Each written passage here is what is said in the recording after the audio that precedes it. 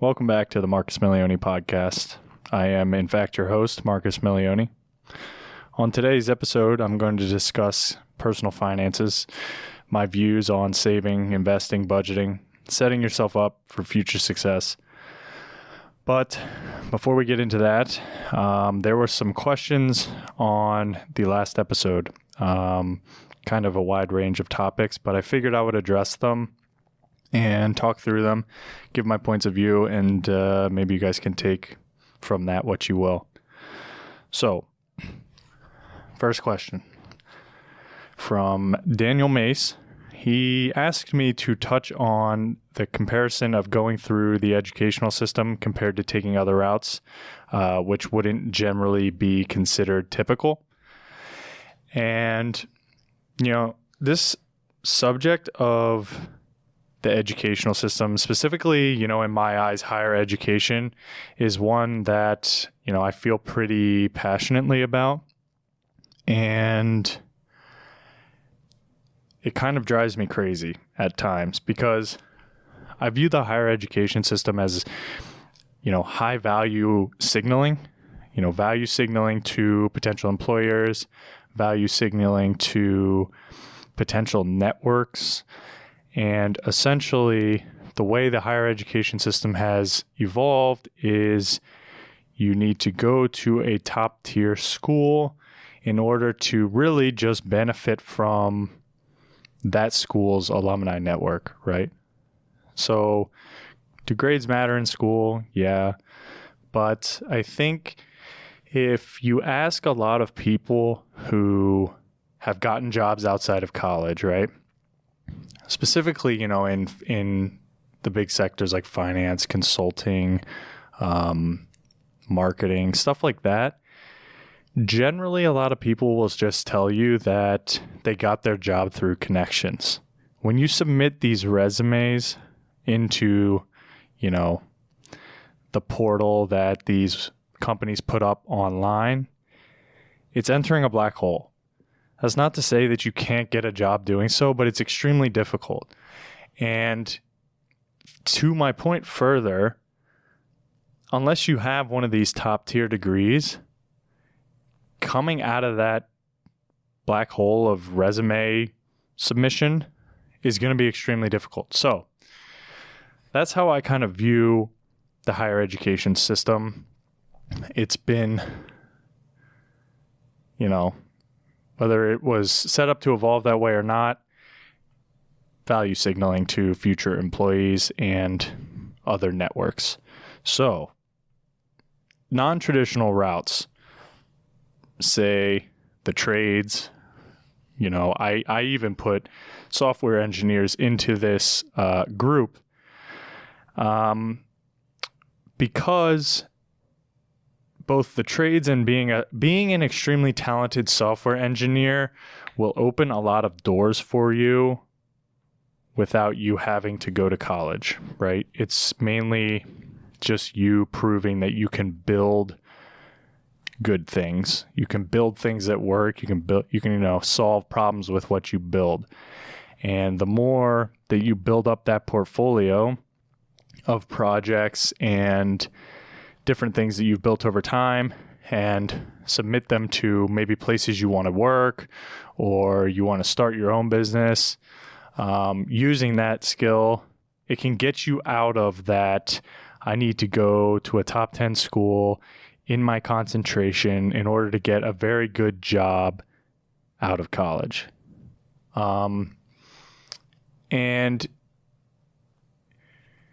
to me, I wish I knew that going into college, because I always had an affinity for computers. I always had an affinity for technology, staying on top of the latest news, staying on top of just, what's coming next in technology. And I didn't realize how important, understanding computer programming languages is. And when I think back to senior year of college, it became apparent to me that in any field, I wanted to break into finance. And I was seeing that if I had just studied computer science and maybe gotten extremely proficient in, algorithms, R, Python, C, and, different database type stuff, I might break in easier, even though I didn't go to a top tier school. Or say I had built up a portfolio on my own in my free time of different things that I had built relevant to the finance industry, whether their own personal algorithms, whether they worked or not, as long as they demonstrate that they can operate and the logic is there, you have a good chance of kicking open a door that might not be open to you if you go the traditional route of not a top tier school, studying finance or accounting and trying to break into finance. And this isn't talked about it a whole lot.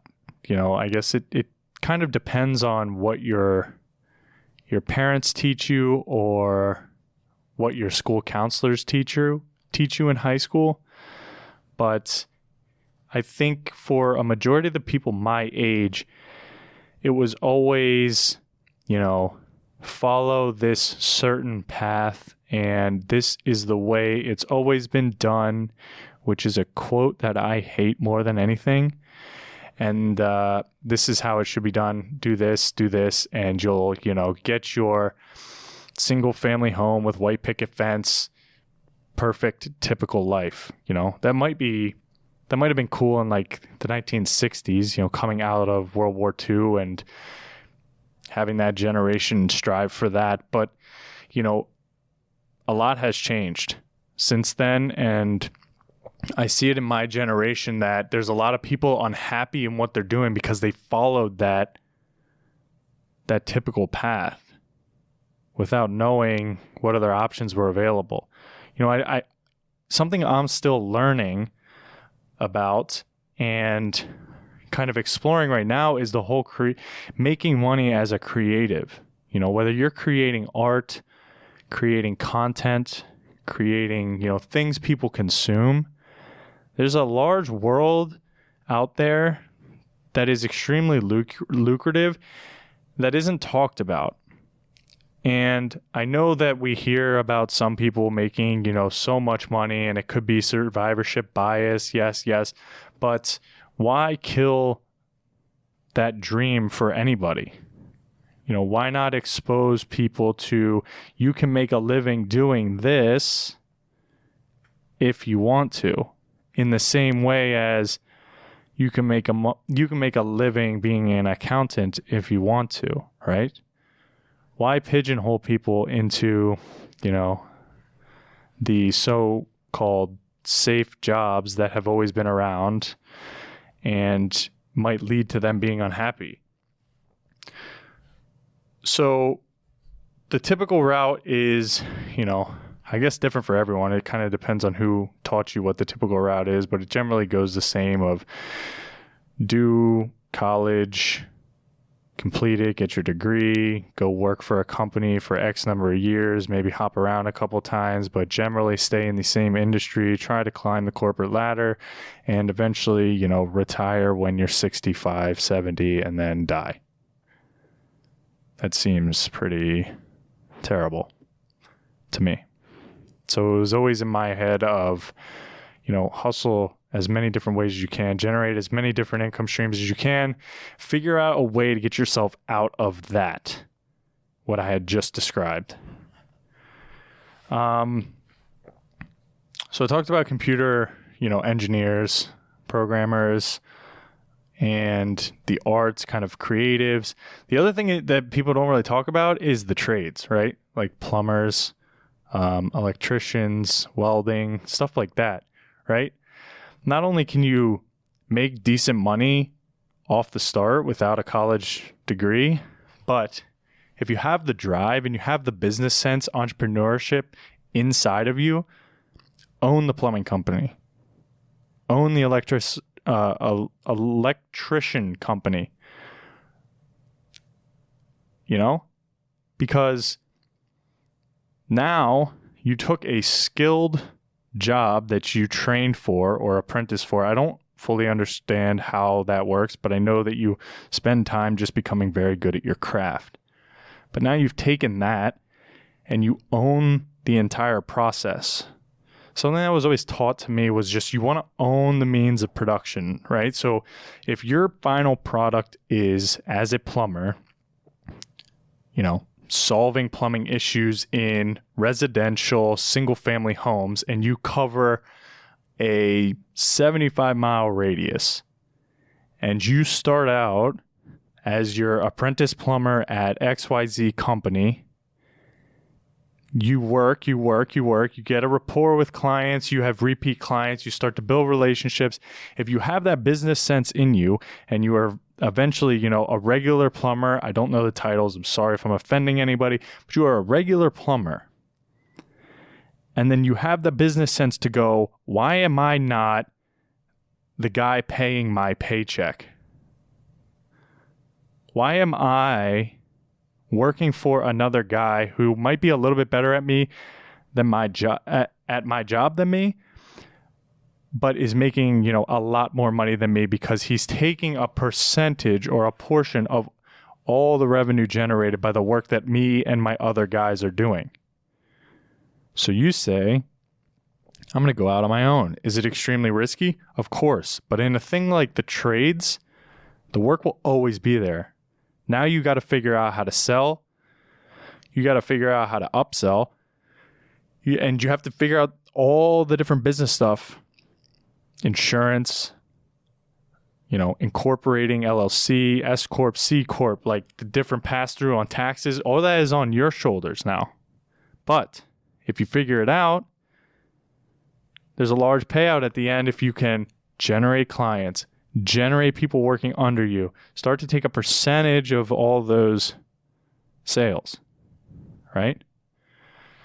Just owning the means of production. Money can be made without a college degree. I don't think it's as talked about as much because it's hard to teach entrepreneur mentality of just wanting to figure everything out and own the entire process, and understanding that the more pieces of the puzzle you own, the higher the potential payout down the road, but it's not going to pay you out the next day. It's going to take a lot of time to build up that client base, that user base, the consumers of your product, and it's not overnight. And so people can get discouraged. But it's also just not even talked about enough, and it kind of drives me crazy. So that's to answer my first question. Second question from Double N. He says, since you are so goal-oriented, I'd love to hear about how you go about setting them. Do you write them down? Do you give them a timeline, etc.? So I used to not write down my goals, and goals that aren't written down are very hard to, quantify when you eventually do either accomplish them or not accomplish them. It's also very easy for you to not accomplish them and just be like, meh, that's okay. So on January 1st of every year, since about 2017, I started, I had like a Moleskine little notebook, and I would write down some shorter term goals. I'd say, 4 to 6 months away. And then I would write down the year goals, the goals for the next 12 months. And then I write down kind of stretch, not really goals, but general ideas of the direction I want my life to head to, right? So this can be, much grander ideas if we're talking 10 years down the road. You don't have to put a monetary value on your net worth. You don't have to put, I want a certain type of car. You can just put down, I want to be living this type of life with this type of mindset and focused on this, right? So the short-term stuff is obviously much more actionable than the long-term stuff. It is stuff that you may tangibly be able to accomplish in the next 4 or 6 months.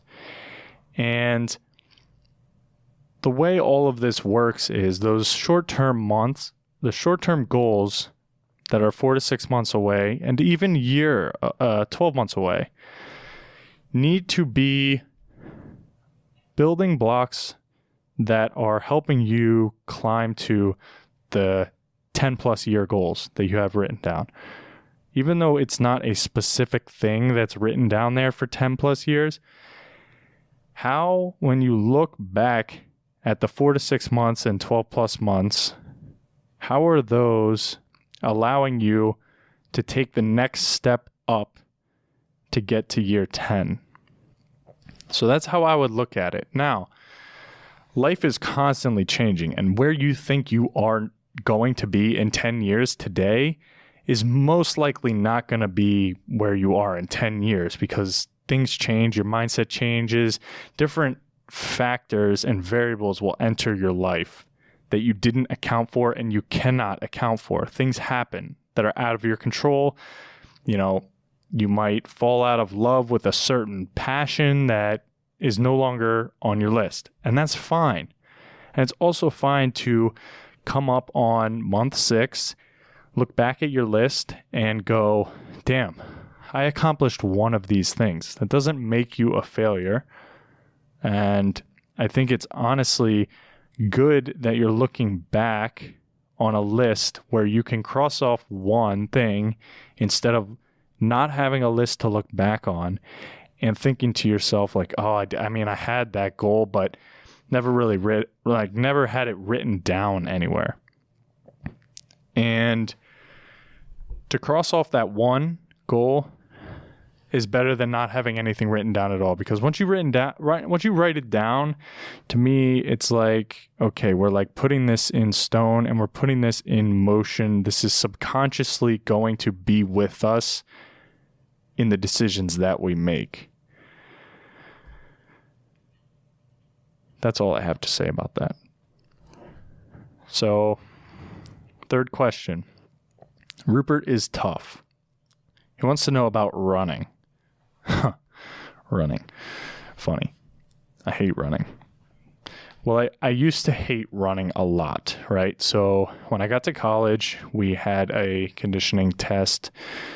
It was a 2-mile test that was supposed to be run in under 12 minutes. Now, my coach setting this goal was out of his mind, personally. Because the amount of time that you have to take training to run a sub 12 minute 2-mile on top of practicing, getting better in your free time, lifting for strength, and to be a physical athlete, it's unrealistic unless you have a gifted ability to just go out and distance run at that speed. So that set me up for hating running. I always trained extremely hard in the off season on the kind of like more high intensity conditioning stuff, like more sprint work, that type of thing. I always made sure I could crush those tests. But this 2-mile in under 12 minutes was the bane of my existence. I cannot tell you how many times I lost sleep Sunday night going into Monday 6 a.m. conditioning, knowing if it was a 2-mile test, I was so screwed. Because I couldn't do it. I would be running to the point where I was just gonna pass out. And the problem is, I was just gonna push myself to that point. But I knew even if I pushed to that point and then felt like terrible the rest of the day, I still wasn't gonna do it. The fastest I ever did it was in 12 minutes and 36 seconds on like the official test on the team, which didn't even pass. So I hated running, and so I never ran distance. I hated it. And then I graduated college and still didn't run, rarely ever ran more than 2 miles, and decided that I was going to sign up for the New York City Half Marathon. So this was right about the time when I had found out I had thyroid cancer, and it was like eating me up in my brain. So I needed a way to focus on something else and just dive straight into this training. And keep in mind, I wasn't really lifting at the time at all. So I got the Hal Higdon Advanced Half Marathon training plan after never really running more than probably 5 or 6 miles a week. I download this training plan and I say, I'm just going to complete it. I don't even care. And I had read online about things like shin splints and different knee problems you can get when you up your mileage super fast without having like gradually built up. And I'm very fortunate I didn't have it. I got Achilles tendonitis toward the end of training, but I don't think it was because of a ramp up in mileage. This was week like 12 or 13 that this happened. So I had already been logging, 40 to 50 mile weeks. So I don't contribute it to that. So I start doing this training. Anyway, I start doing this training and it is brutal. I don't remember what the first couple weeks were, but I remember the tempo runs, the fartlek runs, the 400 meter repeats, the long runs. I remember the long run on the plan.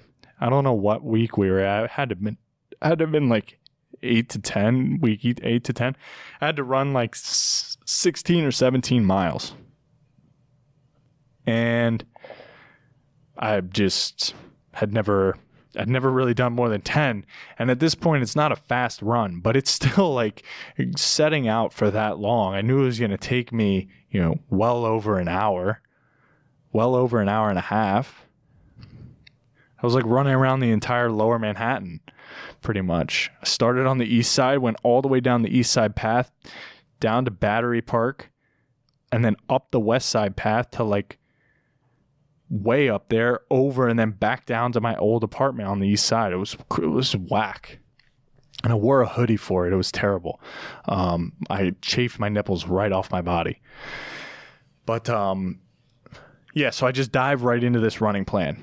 And the greatest thing that this plan did for me was built me the most rock solid conditioning distance base I've, ever, right? So I get to race day and I'm shooting for an hour 30 half marathon as my first half marathon, which averages out to about a 650 per mile for 13.1 miles.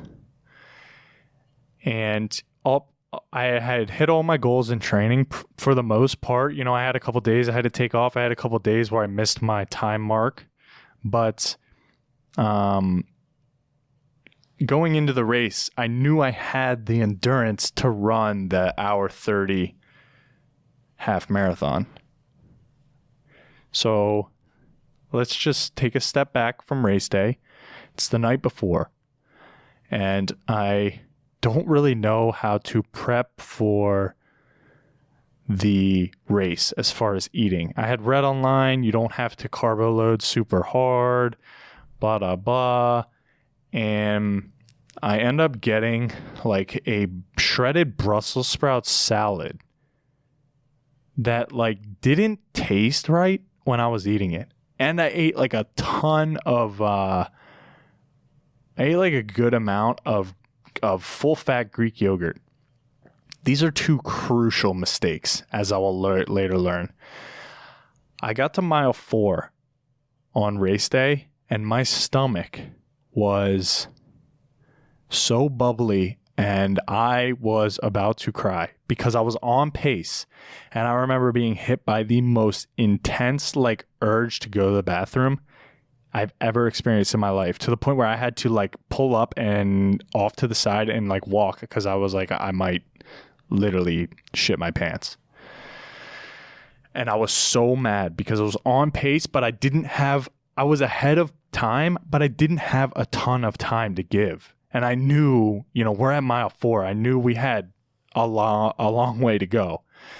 And so then I was like, I went up to a cop that was like guarding the race or whatever. And I said, where is the next weigh station or like aid station? Because I knew they had porta johns there. And he's like, oh, I think it's like half a mile down the course. I'm like, thank God. This is mile 4.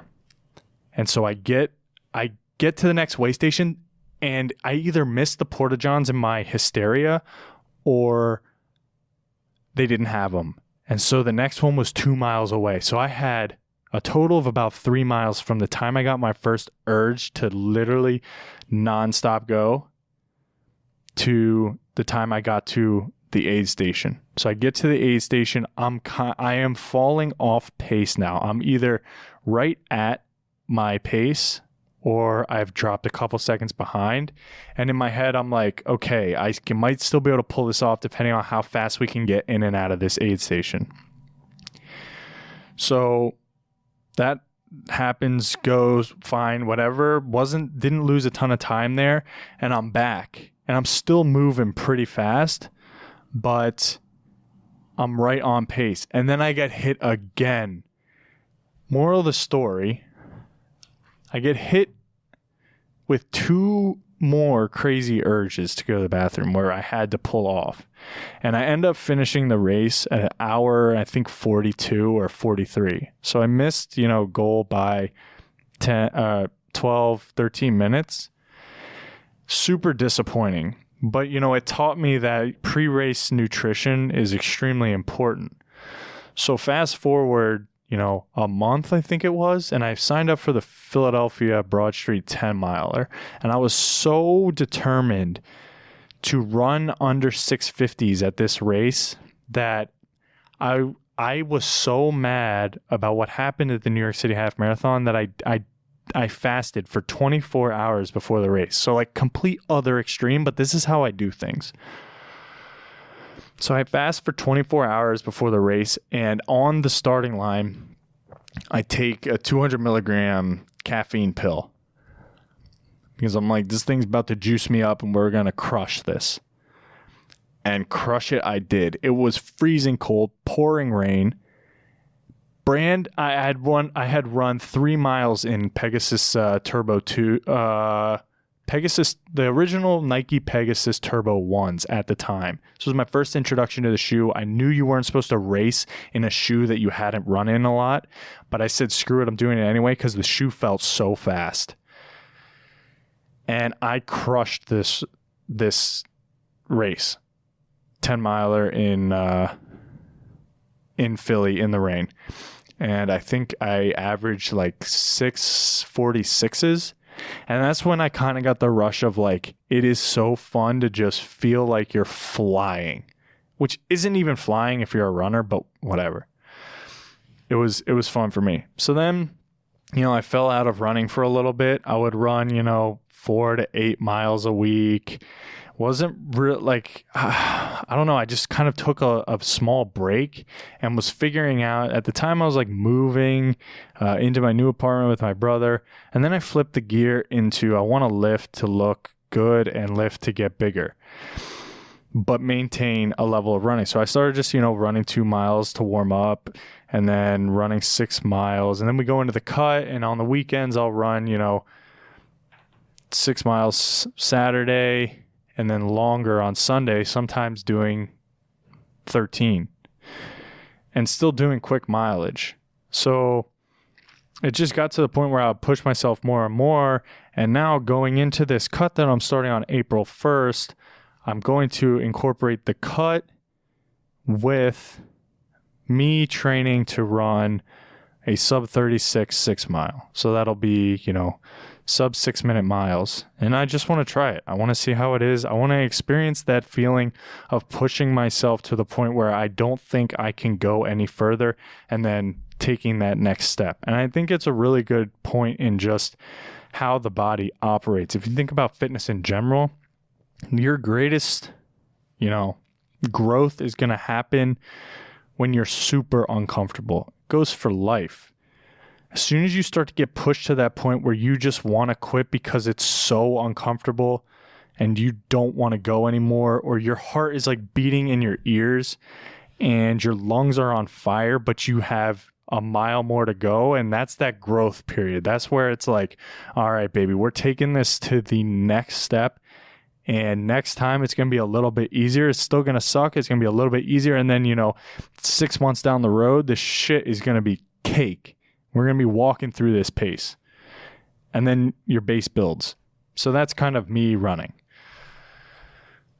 And I enjoy it now. I'm dealing with Achilles tendonitis right now, and I had to take 2 weeks off just doing like the Stairmaster and stuff. And I generally do miss running. I mean, you can ask my brother Sean, and he will tell you that I complain that I can't run on Sundays because I just like going out and the vibes of the city and people running on the West Side Path, and you're all in it together and you're just kind of flying, and I love that.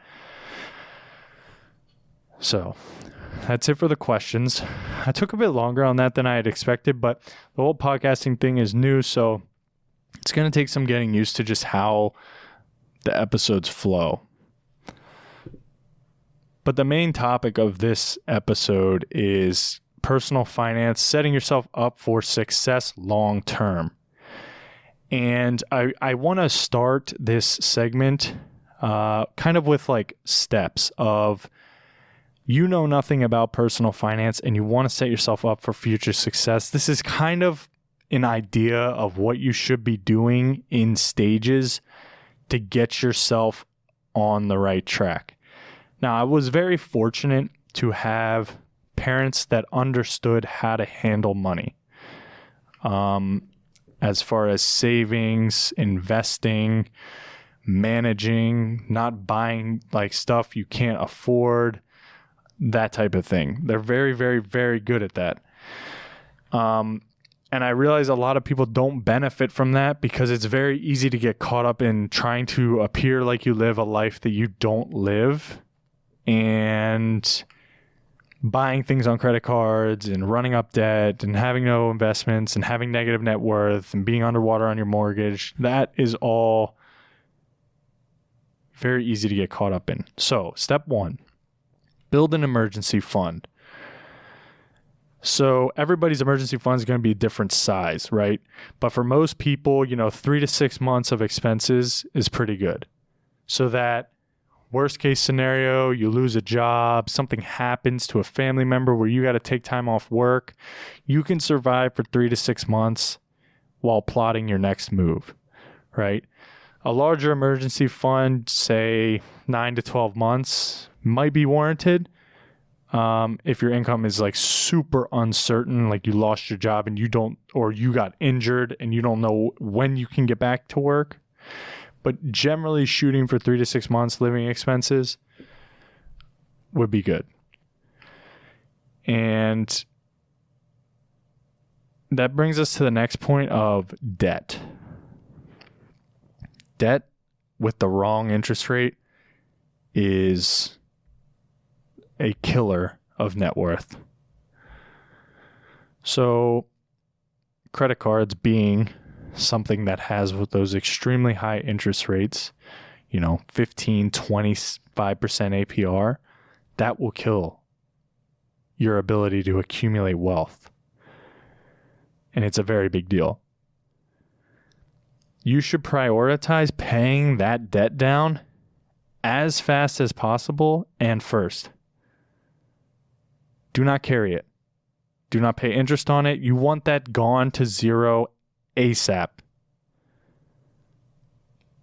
Because the interest rate is so high that it's going to get to a point where it's going to spiral out of control and you'll never be able to get it back if you don't start to pay it down to zero. If you start making just like, those minimum payments where you can pay like $12 on a $1,500 balance, it's going to grow, and it's going to grow so fast. Step 2. Not emergency. We already talked about that. Employer-sponsored matching funds. So for those of you that are employed and have an employer that do that does like 401ks and does matching in those funds, you need to take advantage of it because it's essentially free money. Now, I know, Some of it doesn't vest for X period of years. You have to stay at the company or you lose it. Yes, but it's still worth getting the match because, you, like I said at the beginning of the episode, you don't know where you're going to be in X number of years. So you could still be there in 3 years, even if you don't plan on being there in 3 years. It might make the most sense for you to be there in 3 years. So let's say if your employer offers 50% matching on the first 6% of your contributions to a 401k, you want to make sure that you're contributing 6% of that of your salary to take full advantage of the match. Instant 50% return on your investment. Think of it like that. Where can you go in the stock market where you're going to get 50% return on your investment instantly? That's how you have to look at this. So instant 50% return on your investment is pretty good. But it's also going to come off your payroll.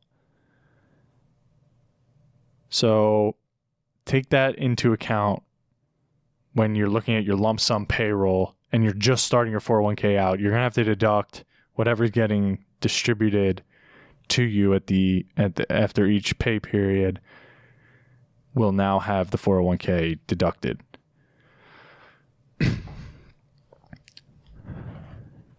Going back to high interest debt is step 3, how to pay it down. Because there's kind of two ways that are kind of the gold standard for paying down debt. One being the avalanche method, paying down debts in the order of the interest rate that is carried. You know, you want to start at the highest interest rate and pay that down as fast as possible, going down the list as they pay off and creating, the avalanche effect, because you'll ultimately will be paying less money overall compared to the other method, which is the snowball method. This method comes from Dave Ramsey. I didn't create this. I didn't create either of these methods. These are very well-known, popular methods. But he says in the snowball method, debts are paid down in order of balance size. So start with the smallest, pay off your small debts first, and it might give you that little psychological boost of kind of checking the boxes of your to-do list. Do the to-do list items that could take the shortest amount of time first, and you'll be more likely to do the other items that may take longer. So the only downside of that logic when you're paying down debt is that larger loans that might have a higher interest rate, if they're left untouched longer, they're accumulating larger balances on interest. So you can run into some issues there. If you have a very large balance that has a pretty high interest rate, it's going to accumulate to the point where you should have been paying that down first. So if we had two examples here, say you have a loan, call it loan A, with $1,100 minimum, or $1,100 outstanding with a minimum payment of, say, $100 a month, 5% interest. And then you have loan B, $3,300 balance with a minimum payment of $300 a month, 10% interest. So let's say you have you get $2,000 and you need to pay it. You need to put that money to work paying off your debt. The snowball method says pay the $100 a month minimum payment to loan A plus the $300 a month to loan B, making $400 a month to make the minimum payment on the loans, so that those payments are recorded on time. The extra $1,600 can either go towards loan A, the smallest balance, aka snowball method, eliminating it with $600 left to go towards loan B, or loan B entirely, the highest interest rate, avalanche method.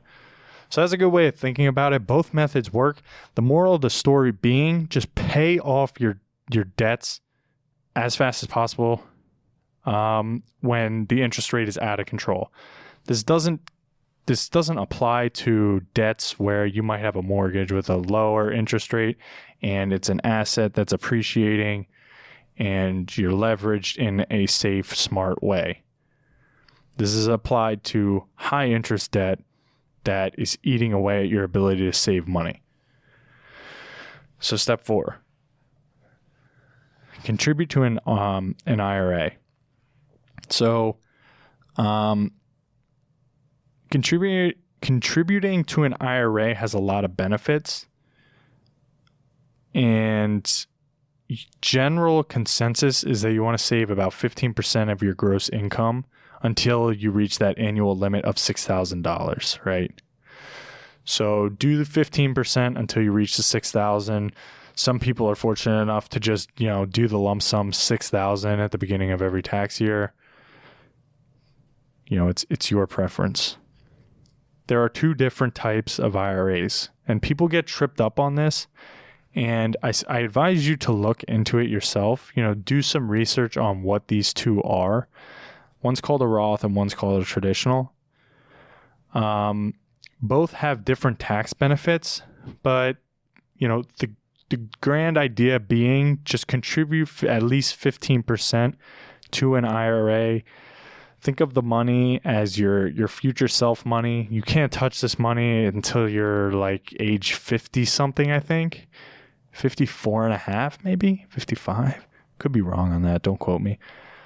And just put it away. It'll come out of your paycheck. You won't even see it. Just pretend it doesn't even exist, because your future self is gonna thank you a lot. So those are kind of 4 steps to get you on the right path. But the most important thing I want you to take away from this, if you are trying to save money or build longer term wealth, and you're going to use it by investing, is the idea of compound interest. Now, it's very hard for me to portray the power of compound interest without visual representation. So I encourage, if you're listening, on a computer, maybe you're at work and you have access to a computer, if you Google compound interest calculator or compound interest comparison calculator, and you compare the same amount of money, say 5-10 grand invested on 2 different timelines. Say you have person A who starts investing that money, say 10 grand a year from the time they are 35, when they are starting to settle down, the craziness of their 20s is over and they're starting to get serious about investing. And they start investing at 35, 10 grand a year.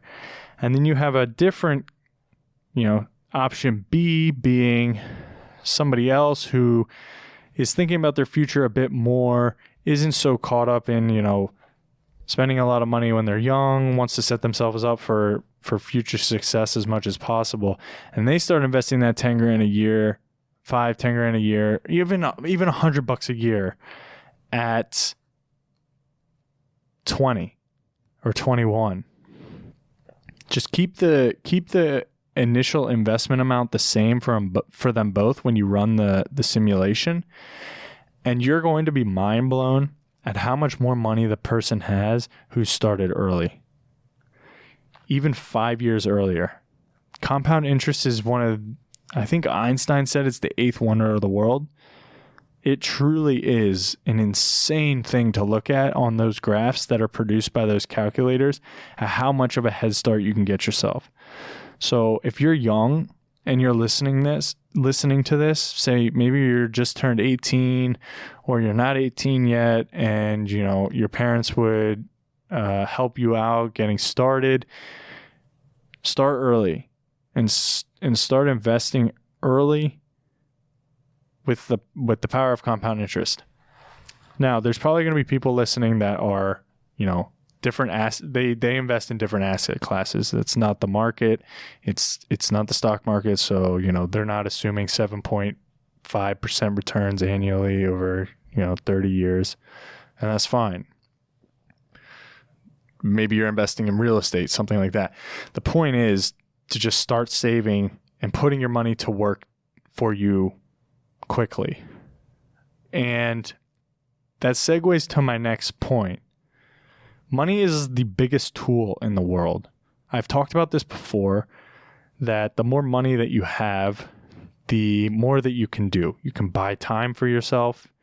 You can buy freedom for yourself. You can buy solutions to your problems. You can start a business. You can make more money. And the last point there being the most important. You can make more money by having money. So you want to get your money working for you as fast as possible. You can do it through investing. You can do it through real estate. You can do it through starting a business. Obviously going to be much more risky than if you just invested in the market or real estate. Both obviously have their risks, but starting your own business is a lot of work and it's extremely risky as well.